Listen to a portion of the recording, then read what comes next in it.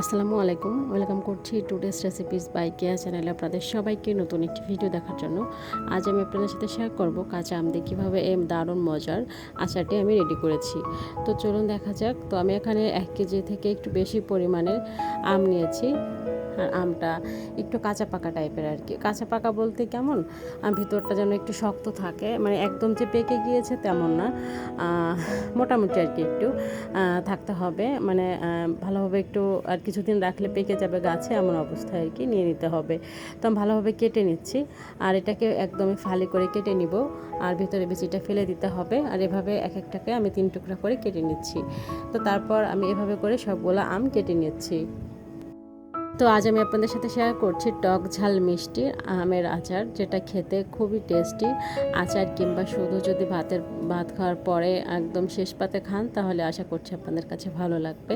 তো আমি এখানে কেটে নেওয়ার পর আমি এখানে পর্যাপ্ত পরিমাণে ধুয়ে নিয়েছি। ধুয়ে পর্যাপ্ত পরিমাণে পানি অ্যাড করে তার মধ্যে 1 চামচ লবণ দিয়ে এটাকে আমি আরও 30 মিনিটের মতো ভেজে রেখে দিব। তারপর আমি আসছি পরের ধাপে, যেটা করব। ফ্রাই প্যান নিয়েছি, ফ্রাই প্যানের মধ্যে এখানে আমি দিয়েছি 5 ফোড়ন 1 টেবিল চামচ পরিমাণ। এটা দিয়ে এর মধ্যেও আমি এখানে অ্যাড করে দিব গরম মশলা, এলাচ 3-4টি। এটা দিয়ে একটু নেড়ে চেড়ে এটাকে টেলে নিব। একদম পুড়ে যাবে না, এমন অবস্থায় টেলে নিতে হবে, যাতে একটু মুচমুচে টাইপের হয়, হাতে নেওয়ার সাথে ভেঙে গুঁড়ো গুঁড়ো হয়ে যায়। তো তারপর আমি এটাকে একটু ভেজে তারপর আমি এটাকে একটু গুঁড়া করে নিব। তো যারা আমার ভিডিওটি দেখছেন তারা প্লিজ আমার চ্যানেলটিকে সাবস্ক্রাইব করে রাখবেন যদি রেসিপিটি ভালো লেগে যায়, আর অবশ্যই একটা লাইক দিয়ে দিবেন। তো তারপর আমি এটাকে নামিয়ে নিচ্ছি। এখন নামিয়ে নিয়ে অন্য পাশে আমি আবারও একটা ফ্রাই প্যান দিয়েছি, তার মধ্যে এখানে দিয়ে দিচ্ছি সরিষার তেল 1/3 কাপ পরিমাণ। মনে রাখবেন 1/3 কাপ পরিমাণ সরিষার তেল এখানে আমি অ্যাড করছি। তার মধ্যে দিয়ে দিব 5 ফোড়ন, হাফ টেবিল স্পুন, তখন 1 টেবিল চামচ আমি মানে টেলে নিয়েছিলাম, এখন তার থেকে অর্ধেকটা আমি দিয়েছি তেলের মধ্যে। তারপর এর মধ্যে আমি আমগুলা দিয়ে দেবো একে একে করে। তো সবগুলো আম দিয়ে ভালোভাবে নেড়ে চেড়ে একটু মিক্সড করে নিচ্ছি।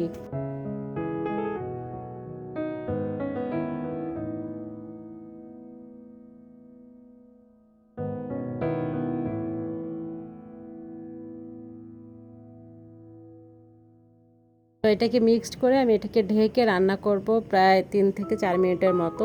তারপর এর মধ্যে আমি আবারও দিয়ে দিলাম 3টা এলাচ এবং দারুচিনির 2-3 টুকরা। এটা দিয়ে আবারও নেড়ে চেড়ে আমি এর মধ্যে এখানে অ্যাড করে দিব 1 কাপ পরিমাণ চিনি। আপনারা চাইলে চিনিটা কম বেশি করে দিতে পারেন, তবে পরবর্তীতে আমি এখানে আরও 1/3 কাপ পরিমাণ চিনি অ্যাড করেছিলাম, তবে সেটা স্কিপ হয়ে গিয়েছে। তাতে টোটাল আমার লাগলো 1 কাপ আর হচ্ছে 1/3 কাপ। তো এটা দিয়ে আমি ভালোভাবে আবারও নেড়ে চেড়ে মিশিয়ে নিচ্ছি। তারপর এটাকে ঢেকে আমি ভালোভাবে এটাকে রান্না করে নিব। আর অন্য পাশে আমি এখানে যে টেলে নিয়েছিলাম মশলাটা, ওইটা হালকা গুঁড়া করে রেখেছি।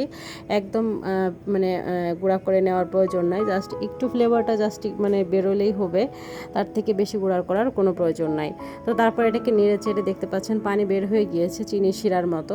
এখন আমি এটাকে ভালোভাবে নেড়ে চেড়ে রান্না করে নেব 7 থেকে 8 মিনিটের মতো, যতক্ষণ না পর্যন্ত চিনিটা ভালোভাবে শুকিয়ে যায়।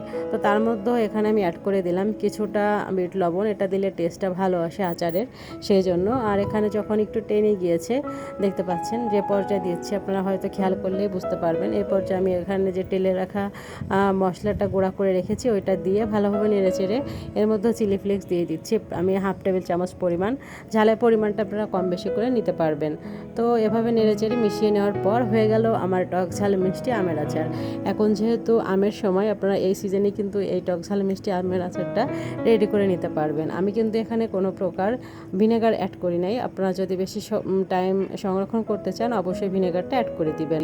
তো আমি এখন আমের আচারটা খেতে খেতে বিদায় নিয়ে নিচ্ছি। আশা করছি আপনাদের কাছে আজকের রেসিপিটি ভালো লেগেছে। ভালো লাগলে আবারও মনে করে দিই প্লিজ চ্যানেলটিকে সাবস্ক্রাইব করে রাখবেন। সবাই ভালো থাকবেন। আল্লাহ হাফেজ।